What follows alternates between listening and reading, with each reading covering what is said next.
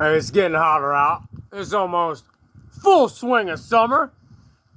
And you know, when you're out in the heat, nothing feels better than sitting in the shade with your favorite beverage and taking a long, cool drink. And that's what it's like when you watch these videos. Good morning, folks. Good morning. I'm out here on my porch. Built this right here. 1 week when I was sick with the flu. Got it up. Keeps us cool. And it's just a great chill spot. Hey, what I want to talk about real quick is tomorrow's an important day. Tomorrow is election day. And just real quick video for your pleasure. All right. I've been telling my people in class, local elections matter. So if you're a registered Republican, this is a Republican primary, and it's very, very important. Even though it's not a general election, it's going to determine a lot of things. Local elections matter. Why? Well, when you got assholes, and I use the term loosely, when you got assholes at the federal level and in the governor's mansion that aren't protecting your freedom, then we look down closer to home. And this is where it just matters. Let's just say that. You got to have a sheriff that protects your rights. You got to have judges that protect your rights. And you got to have district attorney that protects your rights. Oh, county commissioners got to protect your rights. How about Board of Education? Protecting your freedom. So it's all checks and balances, folks. It all comes down eventually to you with a rifle. And what we're talking about right now is, well, who should I vote for?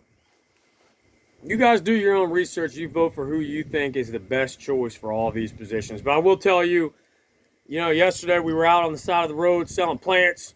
We were selling raspberry bushes and tomato plants and other products from our farm. And there was a woman that just stopped and thought I was running for office because there's political signs everywhere. So we got to talking about politics because she is new to the area. And she said, who should I vote for? I don't know who these people are. Well, that's the reason I did these interviews, folks. And I hope that they were beneficial for you because I didn't get a chance to interview everybody I wanted to. But let me just tell you a quick rundown of where Bowser's Castle stands on these races. Number one, most important race is the sheriff's race. The sheriff is the final executive branch here at a local level.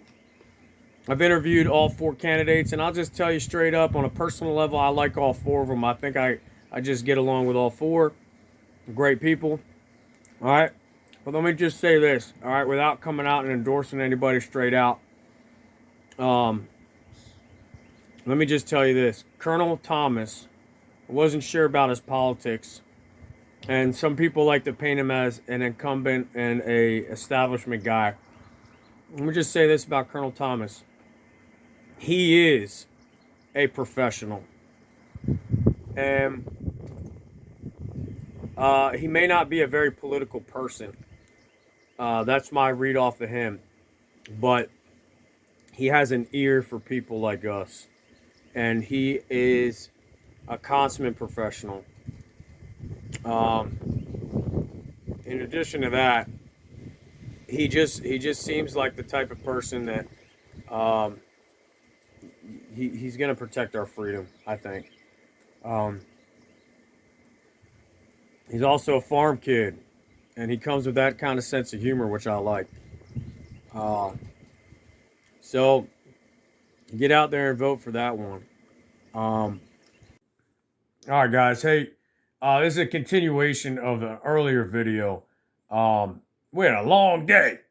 We're out there coaching 2 teams, and my son plays on 2 different baseball teams, so it's been a long day. And I thought it would be important for me to just give you some final thoughts on Election Day tomorrow. So, local elections matter. Sheriff's race. County commissioners, Board of Education, and What's the last one? The DA, the district attorney. I'm going to share with you the perspective of being a gun owner who had to use your weapon in defense of your life. There's going to be 3 politicians involved in your case. The sheriff is an elected representative. He will be involved. The judge and the district attorney. So if we're going to look at it from that perspective alone, you need somebody that's going to protect your freedom. All right? The district attorney's race, I have been undecided about. Both of those candidates, Kevin Kiernan and Ernie Lee, have been spending a lot of money on advertisements. I got a text message twice a day for the past 3 days from Ernie Lee. Both of those guys have kind of refused to just get back to me. And I understand they're hot shots, they're big, they're big deals, whatever. I'm just a regular dude doing interviews on YouTube. They didn't give me the time of day. Very disappointed in that. I mean, they couldn't even have a secretary call me back and just say, hey, yeah, we don't do interviews with regular people. We're too scared because we don't know who you are. I get it. Fine. At least give me a call back. So I'm very disappointed with both campaigns because I wanted to give them an opportunity to speak to regular people like me. I'm not a rich donor. I'm not a wealthy businessman in this area that I really have nothing to offer them except my one singular vote. So, Ernie Lee, let's talk about him. He is the current district attorney. He has been a Democrat for a long time until recently. And to be honest with you, he wanted to switch parties last minute, whatever. Kevin Kiernan was also a Democrat. Big deal. Like Ernie Lee has said in his advertisements, both Ronald Reagan and Donald Trump were Democrats before. So, yeah, whatever. Let's just talk about what you stand for. I want a district attorney that's going to protect my freedom and is going to back up citizen-involved shootings that are justifiable. And I really think that both of these guys would do that. Here's where it gives me pause. Ernie Lee is highly recommended by any law enforcement officer that I've talked to.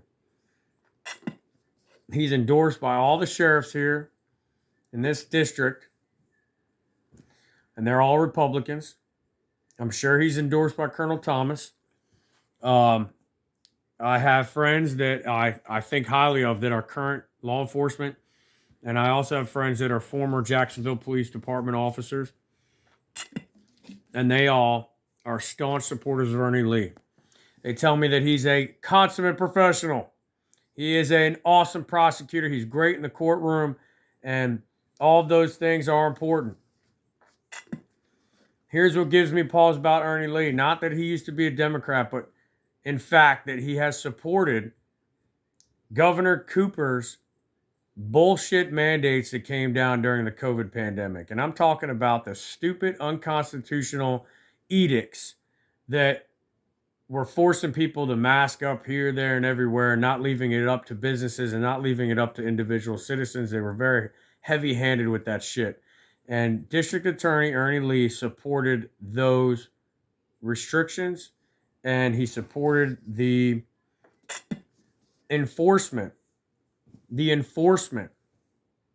of those mandates. Now, I don't have a docket of court records of what prosecutions he's done. He talks a lot about doing murder trials and putting away, hard criminals, which is what a DA is supposed to do. I appreciate that. But what I'd like to know is, does he go after regular people that, maybe had a concealed weapon and didn't have their permit yet? Does he go after people like that?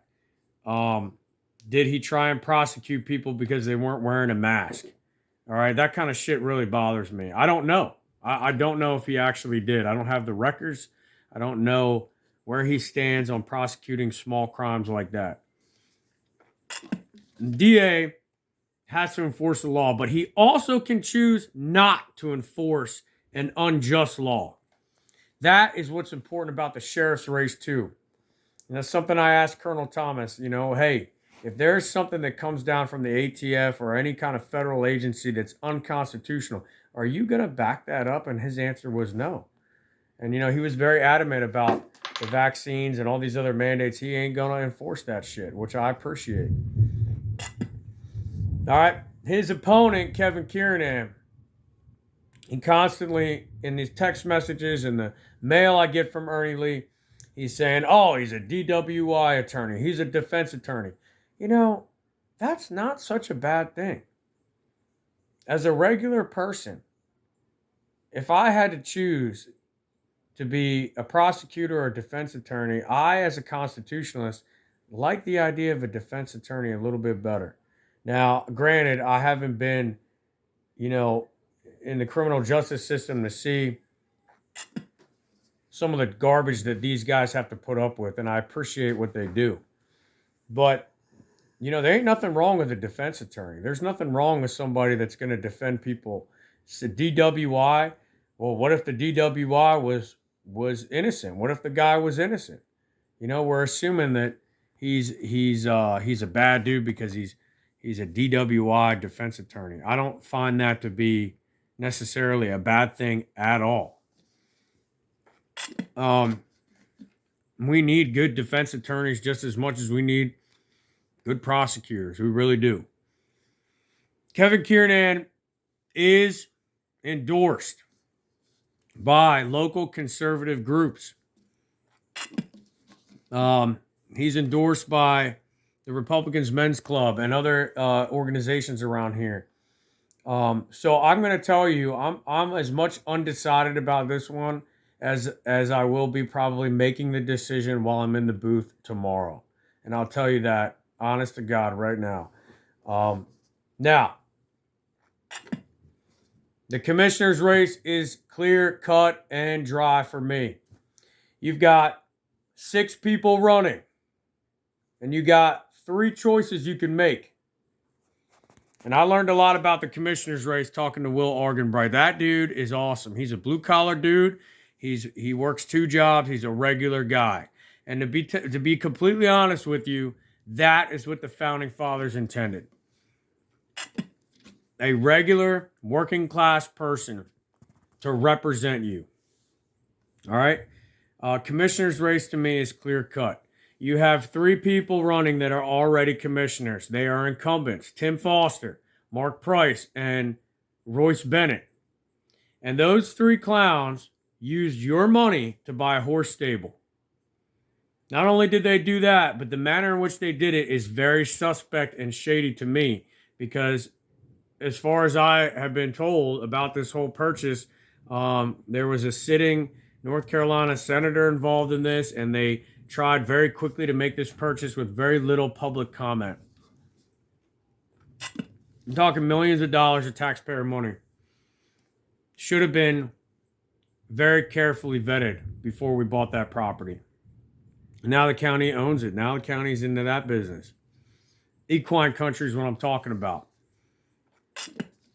Tim Foster, one of these incumbents, I also learned he's a principal at Southwest. I met him in person. And he, in fact, voted for transgenders to play girls' sports. Now, that is something I take personally because I've got girls, and I've got one of which is a softball star. And that I do take personally. So for me, those three guys got to go. There needs to be a message sent to the commissioners that the people need to be more involved in these decisions that are going on.